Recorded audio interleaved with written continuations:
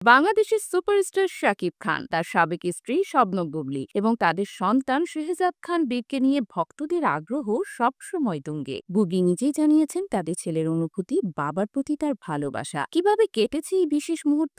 এক সাক্ষাৎকারে শবনম বুবলী বলেন, বীরের বাবা তো এখন দেশের বাইরে, তবে যখন তিনি দেশে থাকেন তখন অবশ্যই আমাদের সাথে সময় কাটান। এই অনুভূতিগুলো সত্যি ভাষায় প্রকাশ করা যায় না। আমি যখন মানুষের চোখে সেই আবেগ, ভালোবাসা দেখি তখন মনে হয় এটাই তো জীবনের সবচেয়ে বড় পাওয়া। বীর ছোট হলেও রমজান মাসে রোজা রাখতে চায়, সে আক্ষেপটা জানালেন বুবলী। আমার ছেলে বীর এখনো ছোট, কিন্তু ওর কৌতূহল অনেক। ওকে রোজার বিষয়ে বোঝায়, হাদিস পড়ে শোনায়। ও মাঝে মাঝে বলে, আমি এখনই রোজা রাখবো। পরিবার সহ একসাথে ইফতার করাটা আসলেই অনেক আনন্দের। আমরা সবাই একসাথে ইফতার করি, দাদা দাদি, ফুপা ফুপি, নানা নানি সহ পুরো পরিবার মিলে। পারিবারিক বন্ধনটা যেন সবসময় অটুট থাকে, সেটাই চাই। বীর এখন অনেক কিছু বোঝে, ওর মনে বাবার জন্য অনেক ভালোবাসা। ইফতার নিয়ে ও খুব এক্সাইটেড ছিল, বারবার জিজ্ঞেস করছিল বাবা কি আমার সাথে ইফতার করবে। আমি যখন বললাম বাবা এখন দেশের বাইরে, তখন ও একটু মন খারাপ করেছিল, কিন্তু ওর মনটা কতটা বাবার সঙ্গে ইফতার করতে চায় সেটা আমি ওর চোখেই দেখতে পাই।